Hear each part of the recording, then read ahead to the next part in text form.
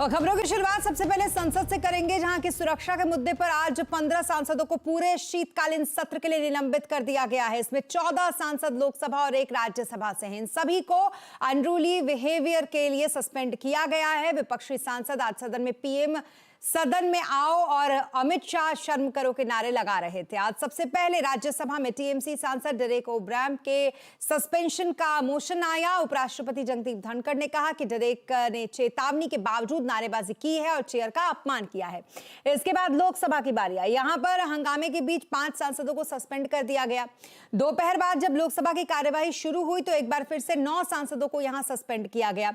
Suspend किए गए सांसदों में 9 कांग्रेस के, 2 सीपीएम के और 2 डीएम के और 1 सीपीआई के सांसद हैं।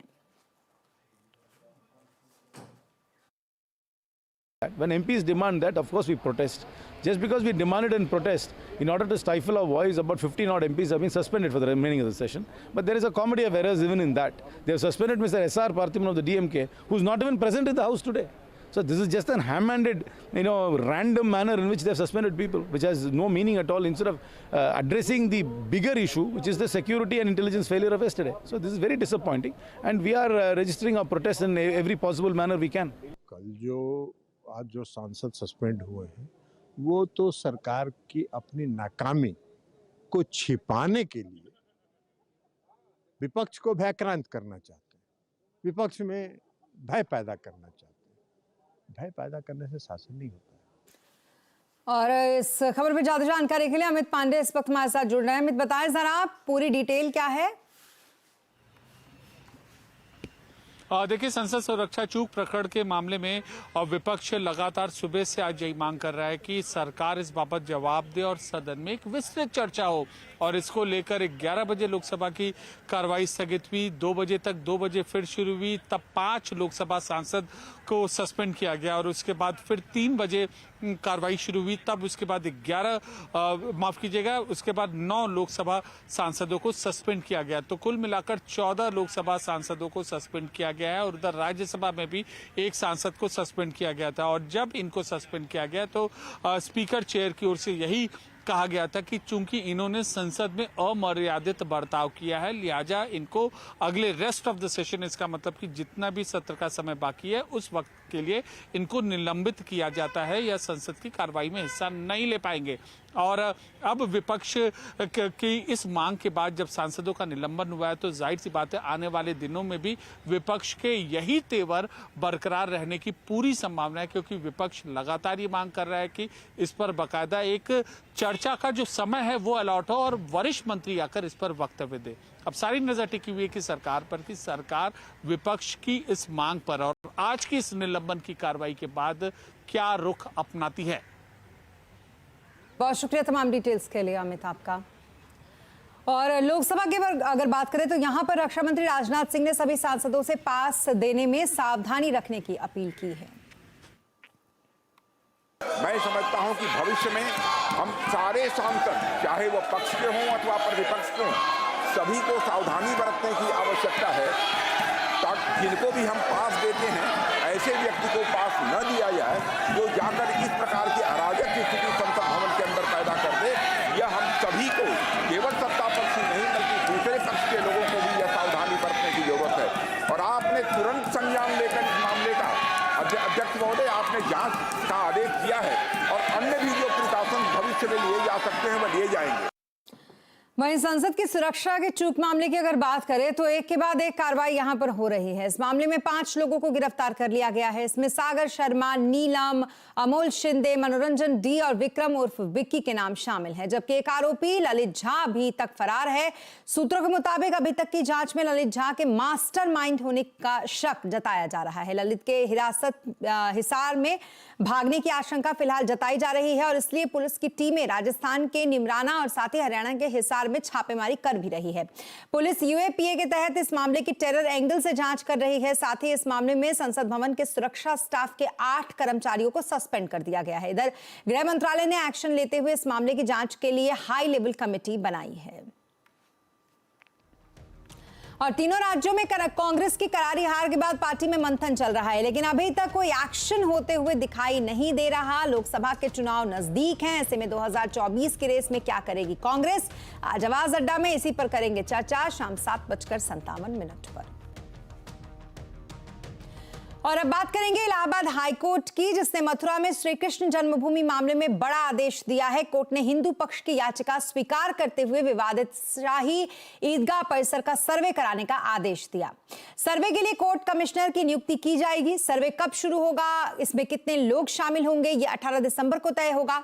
हाईकोर्ट में श्री कृष्ण विराजमान की ओर से अर्जी दाखिल की गई थी, जिसमें कमिश्नर से सर्वे कराए जाने की मांग की गई थी। ये पूरा मामला मथुरा स्थित शाही ईदगाह को दी गई 13.37 एकड़ जमीन से जुड़ा है, जिसे हिंदू पक्ष भगवान श्री कृष्ण विराजमान को दिए जाने की वापस मांग कर रहा है। हिंदू पक्ष की यह भी मांग है कि अवैध रूप से बनी शाही ईदगाह मस्जिद को यहां से हटाया जाए। इस याचिका में कुल 4 पक्षकार बनाए गए हैं, जिसमें शाही ईदगाह मस्जिद खुद है, यूपी का सुन्नी सेंट्रल वक्फ बोर्ड है, श्री कृष्ण जन्मभूमि सेवा संघ है, श्री कृष्ण जन्मभूमि संघ है।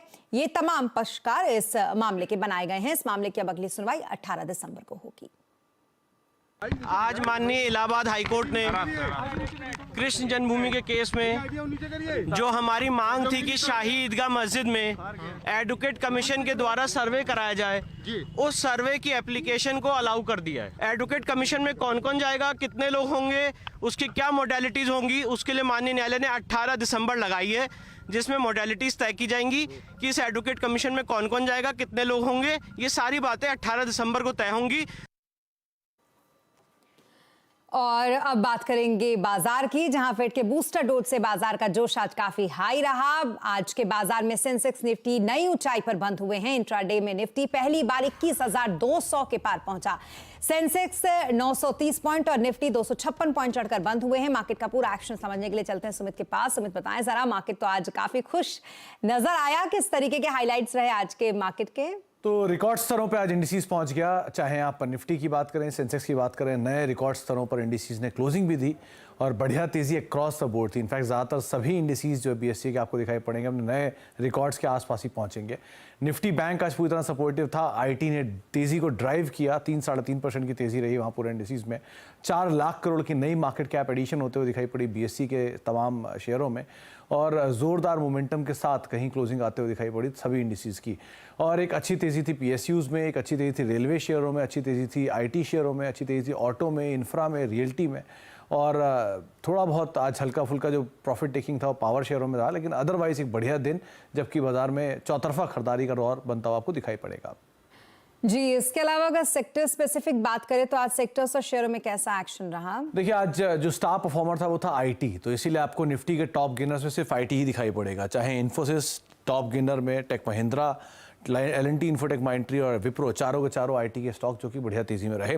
गिरने वाले शेयरों में पावर ग्रिड थोड़ी बिकवाली यहाँ, एचडीएफसी लाइफ, न्यूज फ्लो का इम्पैक्ट, नेस्ले करीब 1% नीचे और सिप्ला करीब 1% के आसपास की बिकवाली बनते हुए दिखाई पड़ी।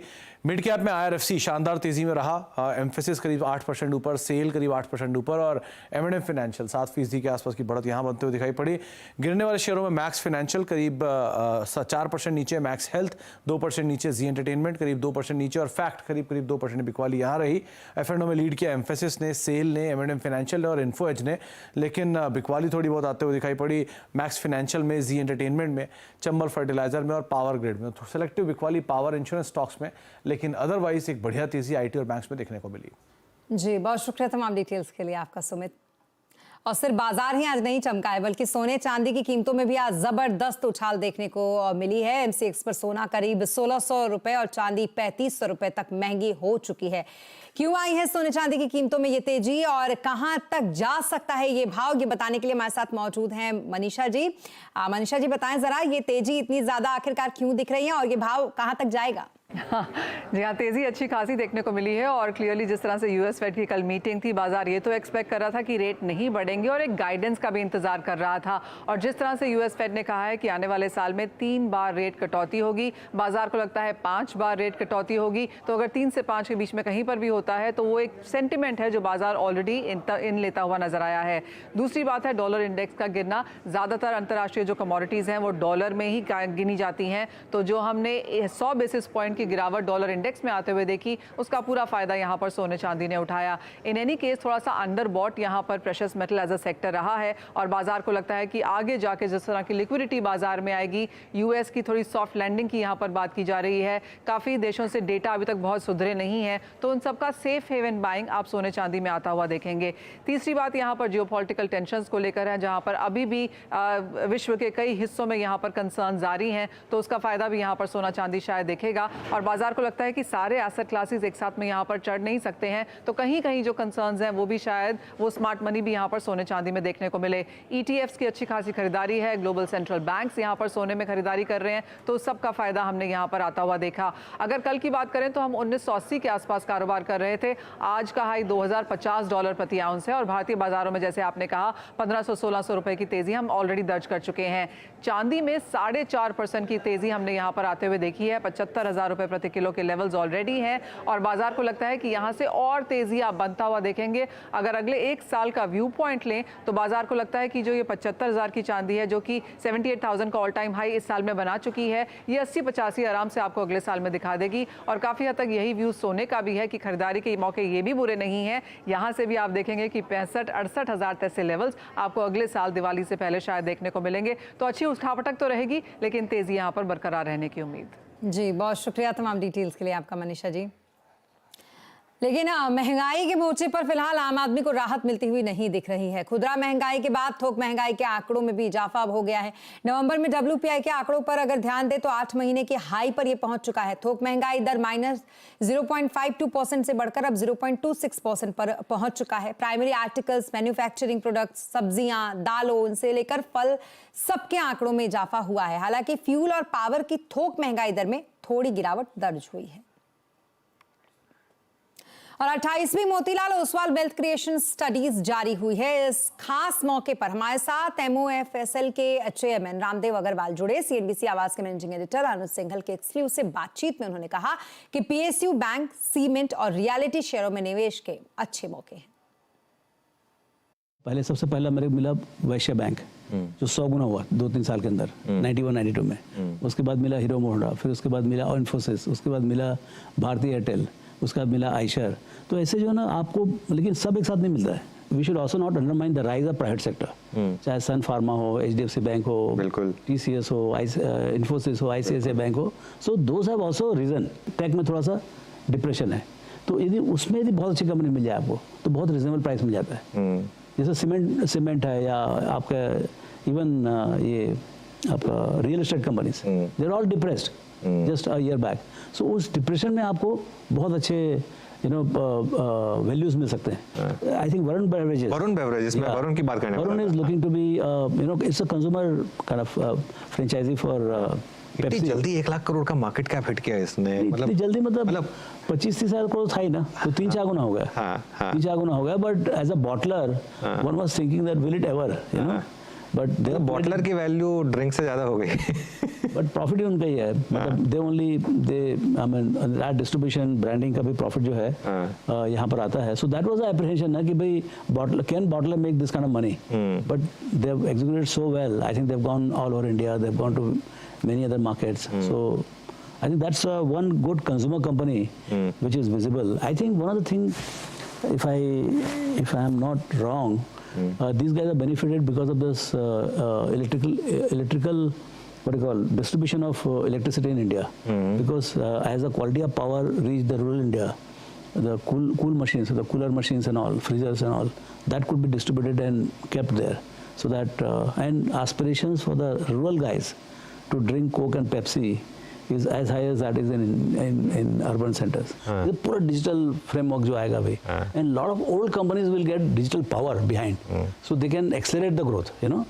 So आपका logistics सुधरते जा रहा है, आपको global access सुधरते जा रहा है, आपको forex balance सुधरते जा रहा है, your acceptance of the products worldwide is increasing. So there will be lot of trends. See, the trends are, अब जैसे आपका 7% ग्रोथ है तो 7%, so India itself is trended. And वो जो ट्रेंडिंग है उसके कारण से उसके अंदर में जितने बिजनेसेस हैं, बहुत सारे बिजनेस ट्रेंड होंगे, एंड और कई ट्रेंड नए होंगे।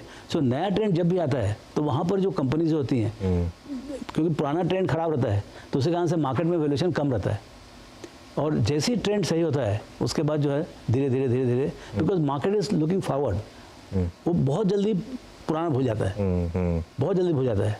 तो वो ये चीज़ देखने का है कि भाई कहाँ पर आपकी समझ है कि भाई ये बहुत लंबा चलने वाला है। और यहाँ रुकेंगे एक छोटे से ब्रेक के लिए, लेकिन ब्रेक के बाद जल्द होंगे हाजिर। आप बने रहें हमारे साथ।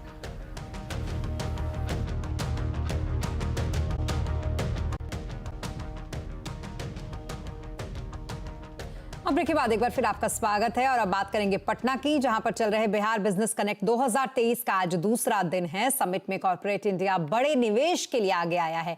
यहां पर अदानी ग्रुप ने भी बिहार में अपने निवेश को जल्द 10 गुना बढ़ाने की बात कही है।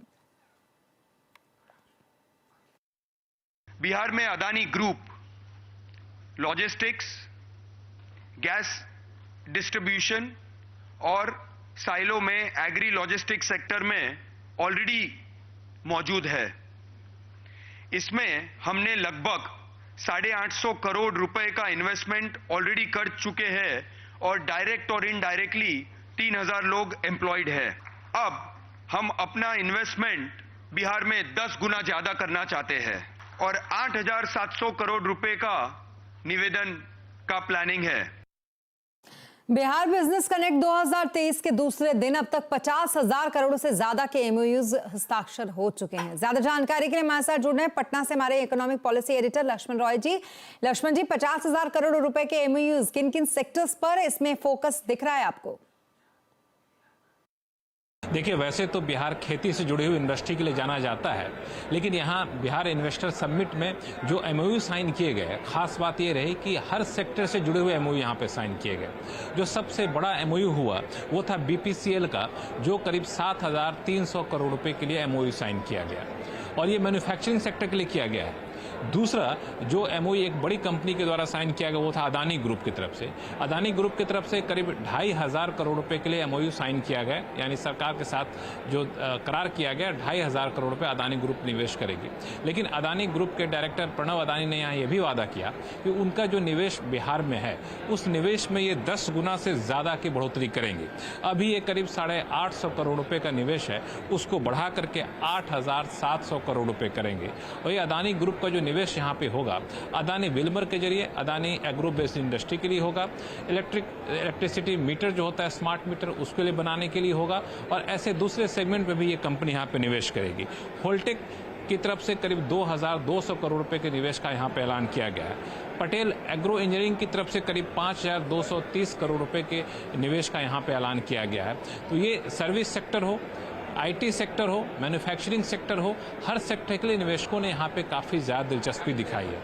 और इस दिलचस्पी के पीछे निवेशकों का जो कहना था, 2-3 बातें काफ़ी अहम निकल कर आई। वो ये कि निवेश को लाने के लिए बिहार सरकार और बिहार सरकार के अधिकारी और मंत्रीगण काफ़ी ज़्यादा उत्साहित हैं और हर कदम पे उनकी मदद करने को तैयार है। ऐसे ऐसे निवेशक मिले जो मुश्किल से 50 से 55 दिन में यहाँ पे ज़मीन भी एक्वायर कर लिया और अपनी फैक्ट्री यहाँ पे डाल ली। तो एक तो ईज ऑफ डूइंग बिजनेस के मामले में, सरकार की तरफ से मदद मिलने के मामले में काफी सकारात्मक संदेश मिल रहा है, संकेत मिल रहा है। यही वजह है कि निवेशक यहाँ पे बढ़ चढ़कर आने के लिए तैयार दिख रहे हैं। जी, बहुत शुक्रिया तमाम डिटेल्स के लिए आपका लक्ष्मण जी। और अब बात एयरइंड की, जिस पर कार कंपनियों और डीलर्स अपना स्टॉक क्लियर करने के लिए डिस्काउंट और ऑफर्स दे रहे हैं। लेकिन इस वक्त गाड़ी लेने में फायदा ज्यादा है या नुकसान, इसी पर करेंगे चर्चा आज कंज्यूमर अड्डा में शाम 5:57 पर।